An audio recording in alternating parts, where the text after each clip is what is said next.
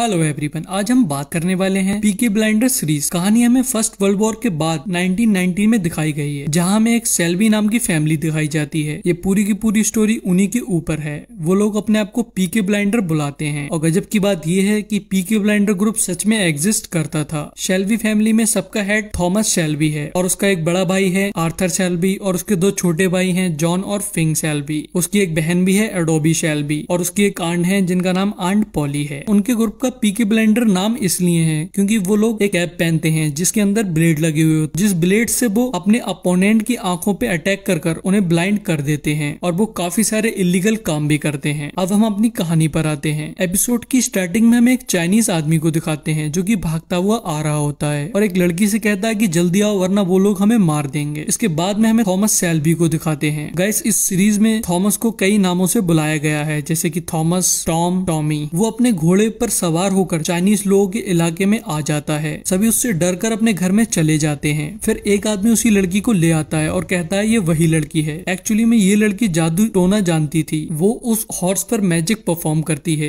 जिससे कि वो हॉर्स रेस जीत जाए, क्योंकि मंडे को एक रेस होने वाली थी और थॉमस चाहता था कि उसका हॉर्स जीत जाए, इसलिए वो अपने हॉर्स पर मैजिक करवाता है। उसके हॉर्स का नाम मोनोकॉन बॉय होता है। इसके बाद में टॉमी अपने घर आ जाता है। वो अपने भाई फ्रेंड को सिगरेट पीते हुए देख लेता है, लेकिन उससे उसे कोई खास फर्क नहीं पड़ता है। फिर वो अपने घर के अंदर जाता है। उसके बाद में वहाँ पर सीक्रेटली शेल्वी फैमिली के सारे इलीगल बिजनेस चल रहे थे। अब आर्थर थॉमस को अपने पास बुलाता है। थॉमस से पूछता है कि तुमने क्या किया है। वो कहता है कि तुमने हॉर्स रेस को चाइनीज के साथ में फिक्स किया है। मैच फिक्सिंग से हम काफी प्रॉब्लम में आ सकते हैं। क्या तुमने इसकी परमिशन बिली किम्बर से ली थी? दरअसल में बिली किम्बर बर्मिंघम का उस टाइम का सबसे बड़ा गैंगस्टर था। आर्थर कहता है कि अगर हमारा हॉर्स जीत गया तो तुम्हें लगता है कि हम चाइनीज और बिली किम्बर से जीत सकते हैं? अब सीन शिफ्ट होता है और हमें एक चेस्टर कैम्पबेल नाम के ऑफिसर को दिखाते हैं। वो एक ट्रेन के थ्रू बर्मिंघम में आ रहा होता है। उसके पास में पीकी ब्लाइंडर्स की फाइल होती है। उसके बाद में हमें फ्रेडी थॉर्न को दिखाते हैं जो कि कुछ लोगों के साथ में मिलकर स्ट्राइक कर रहा होता है। वो उन लोगों के साथ में स्ट्राइक कर रहा होता है जिन लोगों को सही सैलरी नहीं मिल रही थी। वो लोगों से कह रहा होता है कि हम लोगों ने जंग में अपनी जानें दांव पे लगाई थी और उसके बदले में हमें कितनी कम सैलरी मिल रही है। इसके बाद में हमें थॉमस को एक बार में जाते हुए दिखाते हैं जहाँ पर फ्रेडी भी था। एक्चुअली में वो दोनों एक ही टीम में थे, लेकिन उनकी एक दूसरे से नहीं बनती थी। वहाँ थॉमस एक ड्रिंक लेता है और फ्रेडी भी उसके साथ में एक ड्रिंक लेता है। फ्रेडी बताता है कि उसके दोस्त की एक बहन है जो कि BSE फैक्ट्री में काम करती है। उसने उसे बताया है कि काफी टाइम से मिनिस्टर की चर्चा में एक मैसेज आ रहा है जो कि एक रॉबरी के बारे में है, जो कि कोई छोटी मोटी रॉबरी नहीं है। वो नेशनल वेपन्स की रॉबरी है जिसमें टॉम और फ्रेडी दोनों का ही नाम है। तभी वहाँ पर डैनी नाम का एक इंसान आ जाता है जो कि पूरे बार को हिला देता है और बहुत चिल्ला रहा होता है और कह रहा होता है मुझे मत मारो। तो थॉमस उसे कंट्रोल करता है और समझाता है कि हम वॉर में नहीं हैं, अब हम घर आ चुके हैं। दरअसल में डैनी, थॉमस, आर्थर और जॉन ये सब फर्स्ट वर्ल्ड वॉर में एक साथ लड़े थे, जिस वजह से उनमें से कुछ लोगों की मेंटल हेल्थ बिगड़ गई थी, जिनमें से एक डैनी भी था। थॉमस के कहने पे डैनी ठीक हो जाता है और टॉमी से सहरी और थॉमस से सॉरी कहकर वहां से चला जाता है। उसके बाद में हमें आंट पॉली को दिखाते हैं जो कि थॉमस पर गन पॉइंट कर देती है, क्योंकि वो अपनी गन को घर पर छोड़ आया था जो कि लोडेड थी और उस गन से उसका छोटा भाई खेल रहा था। तो आंट पॉली उससे कहती है कि अगर तुम ऐसी गलती दोबारा ना करो तो मैं ये बात किसी को नहीं बताऊंगी। इसके बाद में आर्थर फैमिली मीटिंग रखता है जिसमें वह चेस्टर कैम्पबेल के बारे में बात करता है। तो थॉमस उसे बताता है कि वो उन कम्युनिस्ट स्ट्राइक करने वालों को रोकने के लिए आ रहा है, उससे हमारा कोई भी कनेक्शन नहीं है। तो आर्थर उससे पूछता है तुम्हें कैसे पता? तो थॉमस उसे बताता है कि पुलिस में मेरे कुछ आदमी हैं, उन्होंने मुझे बताया था। तो उस पे आर्थर कहता है तो तुमने मुझे क्यों नहीं बताया? जिस पे थॉमस कहता है बता तो रहा हूँ। उसके बाद में आंट पॉली कहती है कि कुछ और है बताने के लिए। तो उस पे थॉमस कहता है कि और कुछ ऐसा नहीं है जो लेडीज के साथ में डिस्कस किया जाए। तो उस पे आंट पॉली कहती है जब तुम लोग वॉर में थे तब इस बिजनेस को मैं ही संभाल रही थी। तो उस पे थॉमस कहता है लेकिन अब हम वापस आ चुके हैं। तभी हम चेस्टर कैम्पबेल को देखते हैं जो कि बर्मिंघम में आ चुका होता है। वो देख रहा होता है कि यहाँ के लोग बिल्कुल भी लिमिट में नहीं रहते हैं, नशे करते हैं और अय्याशियां करते फिरते हैं। उसके बाद में आंट पॉली थॉमस को अपने साथ में चर्च में लेके जाती हैं और उससे सब कुछ सच बताने को कहती हैं। तो थॉमस कहता है मैंने अपने आदमियों को बाइकों के मोटर की चोरी करने के लिए भेजा था, लेकिन वो लोग नशे में थे इसलिए उन्होंने दूसरा सामान चुरा लिया जो कि कुछ और नहीं, आर्मी की गन्स थी, जिसमें काफी सारी मशीन गन, ऑटोमेटिक राइफल और कुछ पिस्टल थी। तो आंट पॉली कहती है तो तुमने उन वेपन्स को फेंक तो दिया ना? उस पर टॉमी कहता है अभी तक नहीं। तो उस पे आंट पॉली गुस्से में आकर उसके एक थप्पड़ मारती हैं और उससे कहती हैं हैं कि चेस, और उससे कहती है चेस्टर कैम्बरवेल इसीलिए आया होगा। उसके बाद में हम एडा को फ्रेडी से सीक्रेटली मिलते हुए देखते हैं। वो दोनों के बीच में रिलेशनशिप चल रही थी। एडा फ्रेडी से कहती है कि थॉमस तुम्हारे अगेंस्ट है, वह चाहता है कि तुम स्ट्राइक बंद कर दो क्योंकि एक ऑफिसर वेलफेयर से इस सिलसिले में यहाँ पर आया है। उसके बाद में हमें एक लड़की को दिखाते हैं जो कि केरोसिन पब में आती है, जो कि वही पब था जिसमें थॉमस ड्रिंक किया करता था। ये वही पब है जिसमें शेल्बी फैमिली बैठी है। वो बार के मालिक के पास पहुंचकर उससे जॉब मांगती है, तो वो आदमी उससे कहता है कि तुम एक खूबसूरत और सीधी लड़की हो, ये जगह तुम्हारे लायक नहीं है। लेकिन वो कहती है कि मेरे पास में एक्सपीरियंस है, मैं ऐसी जगहों पे काम कर चुकी हूँ। अब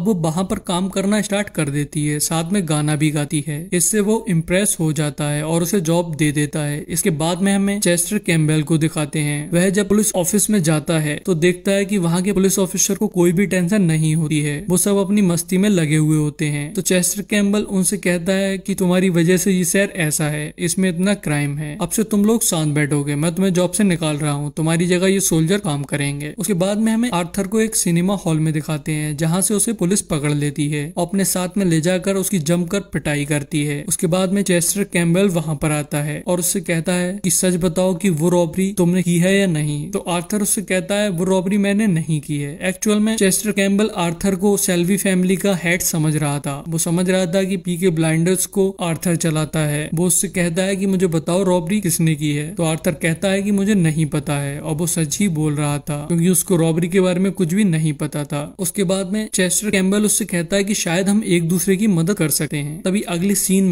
सीन में हमें ग्रेस को उस पब में काम करते हुए दिखाते हैं। तभी वहाँ पर थॉमस आता है और ग्रेस को देखकर उससे कहता है क्या तुम एक हूर हो, क्योंकि अगर तुम नहीं हो तो तुम्हें इस जगह पर नहीं होना चाहिए। तभी बार का मालिक ग्रेस से कहता है कि तुम इन लोगों से दूर रहना, ये बहुत खतरनाक लोग हैं। हालांकि टॉमी उस पर ज्यादा ध्यान नहीं देता है, एक सेकंड के लिए उसकी खूबसूरती को देखता है पर वो उस पर ध्यान नहीं देता है क्योंकि जब से वो वॉर से लौटा था तब से वो किसी भी रिलेशनशिप में नहीं आया था। तो हम देखते हैं कि आर्थर घर पर आ चुका, तभी थॉमस भी वहाँ पर आ जाता है। आर्थर टॉमी से कहता है चेस्टर कैम्बेल को मिस्टर चर्चिल ने भेजा है चोरी के सिलसिले में, और बताता है चेस्टर कैम्बेल चाहता है कि इन सारी चीजों की इन्फॉर्मेशन आर्थर उन्हें दे। आर्थर कहता है हम फैमिली मीटिंग करते हैं, लेकिन टॉमी उस पर कोई भी रिस्पॉन्स नहीं देता है। अब हमें ग्रेस को दिखाते हैं जो कि सभी लोगों को गाना गाकर सुना रही थी। तभी वहाँ पर थॉमस आ जाता है और गाने को बंद करवा देता है। वहीं दूसरी तरफ फ्रेडी और एडा एक साथ में होते हैं। फ्रेडी एडा से पीकी ब्लाइंडर्स की आगे की सारे चालों की इन्फॉर्मेशन ले लेता है। इसके बाद में हमें थॉमस को दिखाते हैं जो कि सो रहा होता है, लेकिन उसे वर्ल्ड वॉर 1 के सपने आ रहे होते हैं। अब हम देखते हैं डैनी को भी फिर से दौड़ा पड़ गया होता है, वो आउट ऑफ कंट्रोल हो जाता है। वो एक शॉप के बाहर जाकर बैठता है तो उस शॉप का ऑनर एक नाइफ लेकर उसके पास आता है, लेकिन डैनी उल्टा उस ओनर से उसका नाइफ छीन कर उसको मार देता है और वहां से भाग जाता है। लेकिन उस ओनर के भाई उसे देख लेते हैं। उसके बाद में हमें चेस्टर कैम्बेल को दिखाते हैं जो कि मिस्टर चर्चिल से मिलने आया था। मिस्टर चर्चिल उससे पूछते हैं कि तुम्हें क्या लगता है गन्स किसने चुराई हैं, फाइनेंस या फिर कम्युनिस्ट ने। वो कहता है चाहे कम्युनिस्ट हो या फिर कोई क्रिमिनल हो, मैं उन गन्स को ढूंढ कर रहूंगा। मिस्टर चर्चिल कहता है कि मैंने तुम्हें इसलिए चूज किया है क्योंकि तुम बहुत इफेक्टिव हो, यानी कि जल्द से जल्द काम को खत्म कर सकते हो। लेकिन एक चीज का ध्यान रखना कि इस मामले में न्यूज बाहर नहीं जाना चाहिए। वहीं दूसरी तरफ टॉमी गन्स को ठिकाने लगाने वाला था, लेकिन वो अंकल चार्ली से कहता है कि मैंने अपना इरादा बदल लिया है। तो अंकल चार्ली उससे कहते हैं कि क्या तुम्हारा दिमाग खराब है, आर्मी इन वेपन्स को ढूंढ रही है। वो कहता है कि अगर आर्मी को वेपन्स चाहिए तो उन्हें इसके लिए पे करना होगा। उसके बाद में हम चेस्टर कैम्बेल को देखते हैं जो कि एक म्यूजियम में जाता है और वहाँ पर उसका इंतजार ग्रेस कर रही होती है।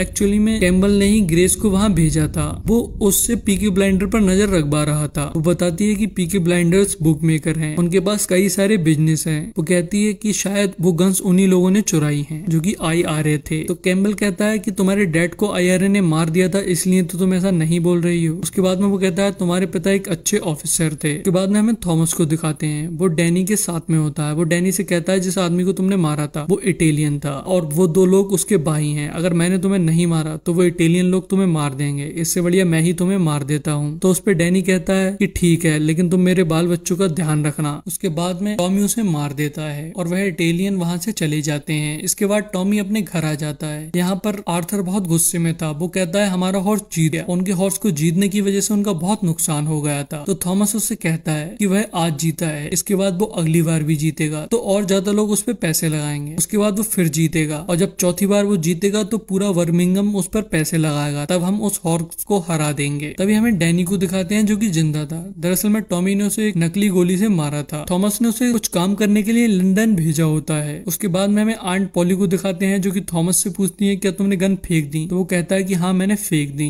फिर वो घर से बाहर आ जाता है जहाँ उसे ग्रेस दिखती है। उन दोनों के बीच में एक आई कांटेक्ट होता है और वह आगे चले जाते हैं और यही इस एपिसोड का एंड हो जाता है।